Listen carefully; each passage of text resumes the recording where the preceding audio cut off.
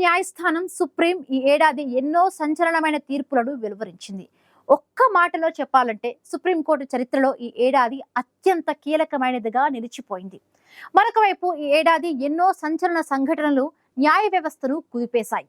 కీలక రాజకీయ సామాజిక తీర్పులతో 2025 భారత న్యాయ వ్యవస్థలో ప్రత్యేకంగా నిలిచిపోయింది.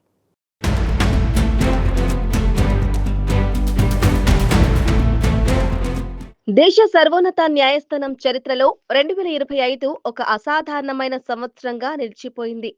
సాధారణంగా ఒక ప్రధాన న్యాయమూర్తి కనీసం ఏడాది నుంచి 2 వరకు పదవిలో కొనసాగుతారు.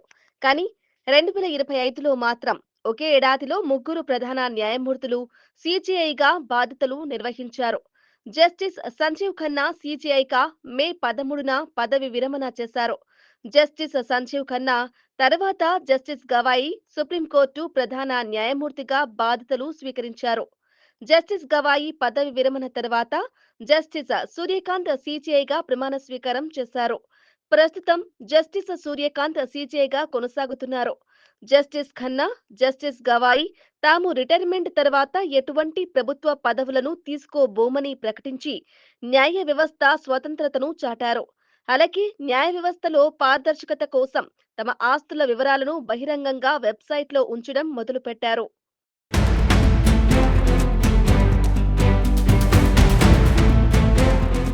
ఢిల్లీ హైకోర్టు న్యాయమూర్తి జస్టిస్ యశ్వంత్ వర్మ అధికారిక నివాసంలో జరిగిన ఓ ఘటన న్యాయ వ్యవస్థలో పెను సంచలనాన్ని సృష్టించింది. మార్చి 14న హోలీ రోజున ఢిల్లీలోని జస్టిస్ వర్మ బంగ్లాలో అగ్ని ప్రమాదం సంభవించింది. మంటలు ఆర్పేందుకు వచ్చిన ఫైర్ సిబ్బంది, పోలీసులు అక్కడ నిల్వ ఉంచిన భారీ ఎత్తున కాలిన నోట్ల కట్టలను గుర్తించారు. అప్పటి సుప్రీంకోర్టు ప్రధాన న్యాయమూర్తి జస్టిస్ సంజీవ్ ఖన్నా ఈ ఉదంతాన్ని తీవ్రంగా పరిగణించారు. న్యాయ వ్యవస్థలో పారదర్శకత కోసం ఆ నగదుకు సంబంధించిన ఫోటోలను సుప్రీంకోర్టు వెబ్సైట్లో అప్లోడ్ చేయడం విశేషం. అంతర్గత కమిటీ విచారణలో జస్టిస్ వర్మ దోషిగా తేలారు. సిజేఐ ఖన్నా ఆయనను రాజీనామా చెయ్యమని కోరినప్పటికీ ఆయన నిరాకరించారు. దీంతో జస్టిస్ వర్మను తొలగించడానికి మహాభియోగ ప్రక్రియను ప్రారంభించాలని కోరుతూ సిజేఐ రాష్ట్రపతి ప్రధానికి లేఖ రాశారు. జూలై 21, 2025న పార్లమెంటులో 140 మందికి పైగా ఎంపీలు ఆయనకు వ్యతిరేకంగా నోటీసులు ఇచ్చారు. ప్రస్తుతం దీనిపై పార్లమెంటరీ కమిటీ విచారణ జరుపుతోంది.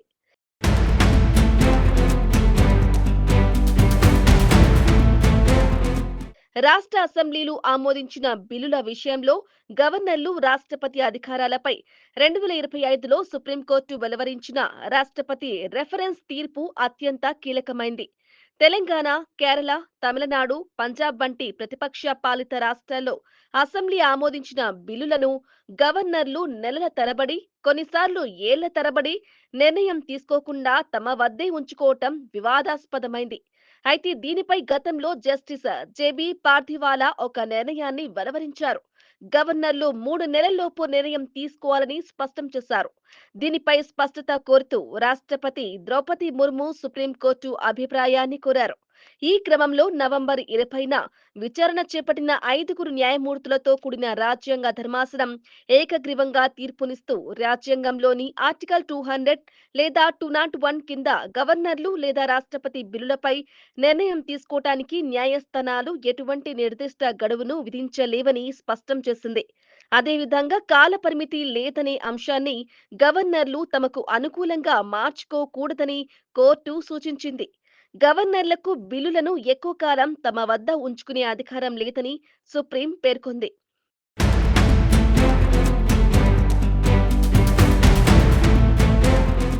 దేశ అత్యున్నత న్యాయస్థానంలోని చీఫ్ జస్టిస్ పై భౌతిక దాడికి ప్రయత్నించడం ఈ ఏడాది న్యాయ వ్యవస్థలో జరిగిన అత్యంత దురదృష్టకరమైన ఘటన. ఈ ఏడాది అక్టోబర్ 6న కోర్టు గదిలో విచారణ జరుగుతూ ఉండగా 71 ఏళ్ల సీనియర్ న్యాయవాది రాకేష్ కిషోర్ అకస్మాత్తుగా డయాస్ వైపు దూసుకెళ్లి తన షూ తీసి సిజేఐ గవాయి వైపు విసిరారు. ఖజురహో దేవాలయంలోని విష్ణుమూర్తి విగ్రహ పునఃస్థాపనపై ఒక కేసు విచారణ సందర్భంగా సిజేఐ గవాయి చేసిన వ్యాఖ్యలే ఈ దాడికి కారణమని తెలిసింది. ఈ ఘటనను ప్రధాని నరేంద్ర మోదీ తీవ్రంగా ఖండించారు. అయితే దాడి జరిగినప్పటికీ సిజే గవాయ్ ఏమాత్రం చెల్లించకుండా తన విచారణను కొనసాగించారు. ఇక కొత్త వక్ఫ్ చట్టంపై సుప్రీంకోర్టు సంచలన తీర్పునిచ్చింది. కొత్తగా అమలులోకి వచ్చిన వక్ఫ్ సవరణ చట్టం 2025 చట్టం మొత్తం రాజ్యాంగ విరుద్ధమని పేర్కొంటూ పూర్తిగా నిలిపివేయాలన్న డిమాండ్ను కోర్టు తిరస్కరించింది. అయితే పౌర హక్కులు, మత స్వేచ్ఛ, న్యాయ సూత్రాలకు భంగం కలిగించే అవకాశమున్న కొన్ని కీలక నిబంధనల అమలుపై తాత్కాలికంగా స్టే విధించింది. ఈ తీర్పుతో ఒకవైపు కేంద్ర ప్రభుత్వానికి కొంత ఊరట లభించగా, మరోవైపు పిటిషనర్ల అభ్యంతరాలకు కూడా సుప్రీంకోర్టు ప్రాధాన్యం ఇచ్చింది.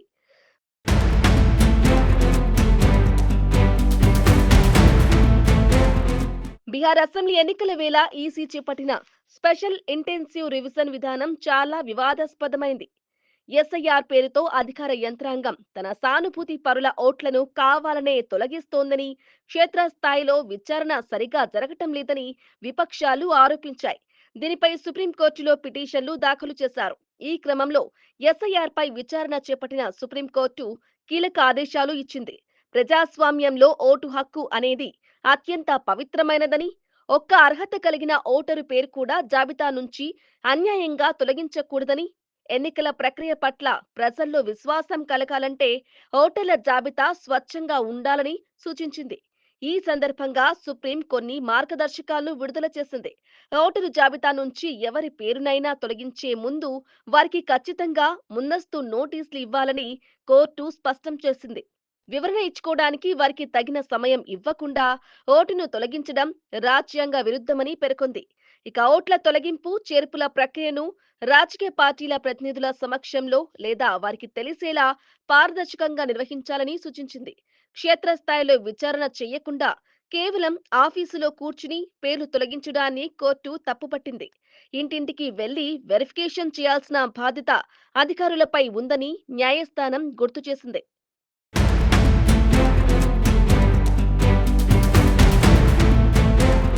2021 ట్రైబ్యునల్స్ సంస్కరణల చట్టంలోని నియామకాలు, పదవీకాలం, సేవా నిబంధనలకు సంబంధించిన కీలక అంశాలను సుప్రీంకోర్టు కొట్టివేసింది. ట్రైబ్యునల్లు కోర్టుల విధులను నిర్వహిస్తాయి కాబట్టి వాటి సభ్యుల నియామకాలు, జీతభత్యాల విషయంలో ప్రభుత్వానికి అపరిమితమైన అధికారాలు ఉండకూడదని స్పష్టం చేసింది. CJI justice BR Gavai, justice K Vinod చంద్రన్లతో కూడిన ధర్మాసనం ఈ కీలక తీర్పుని ఇచ్చింది. ట్రైబ్యునల్లు అనేవి న్యాయ వ్యవస్థకు ప్రత్యామ్నాయంగా పనిచేసే సంస్థలని, వాటిపై ప్రభుత్వ నియంత్రణ ఉండకూడదని కోర్టు స్పష్టం చేసింది. ట్రైబ్యునల్ సభ్యులుగా నియమితులవ్వడానికి కనీసం 50 ఏళ్ల వయస్సు ఉండాలనే నిబంధనను కోర్టు కొట్టివేసింది. ఇది సమర్థులైన యువ న్యాయవాదులను దూరం చేస్తుందని అభిప్రాయపడింది. సభ్యుల పదవీ కాలాన్ని 4 ఏళ్లకు తగ్గించడానికి కోర్టు తప్పుపట్టింది. స్వల్ప పదవీ కాలం వల్ల సభ్యులలో అభద్రతా భావం ఏర్పడి వారు స్వతంత్రంగా నిర్ణయాలు తీసుకోలేరని భావించింది. ఒక ఖాళీకి 2 సభ్యుల పేర్లను పంపాలనే నిబంధనను రద్దు చేసింది. దీనివల్ల ప్రభుత్వానికి నచ్చిన వారిని ఎంచుకునే అవకాశం ఉంటుందని పేర్కొంది. ఈ తీర్పులో కోర్టు అత్యంత కఠినమైన వ్యాఖ్యలు చేసింది. గతంలో సుప్రీంకోర్టు ఒక ఆర్డినెన్స్ ను కొట్టివేసినప్పుడు ప్రభుత్వం మళ్లీ అదే నిబంధనను స్వల్ప మార్పులతో చట్టం రూపంలో తీసుకురావటాన్ని కోర్టు లెజిస్లేటివ్ ఓవర్ రైడ్ గా అభివర్ణించింది. అలాగే వీటితో పాటు సుప్రీంకోర్టు ఈ ఏడాది అనేక సంచలన తీర్పులను వెలువరించింది.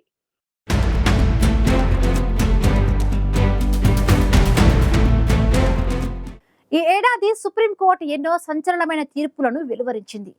గవర్నర్లు, రాష్ట్రపతి అధికారాల నుంచి వక్ఫ్ చట్టం వరకు, న్యాయమూర్తుల ఆస్తుల వెల్లడి నుంచి డిజిటల్ నేరాల కట్టడి వరకు సుప్రీంకోర్టు వెలువరించిన చారిత్రాత్మకమైన తీర్పులు ఈ ఏడాది న్యాయస్థానం చరిత్రలో 2025ను అత్యంత కీలకమైన ఏడాదిగా నిలిపాయి.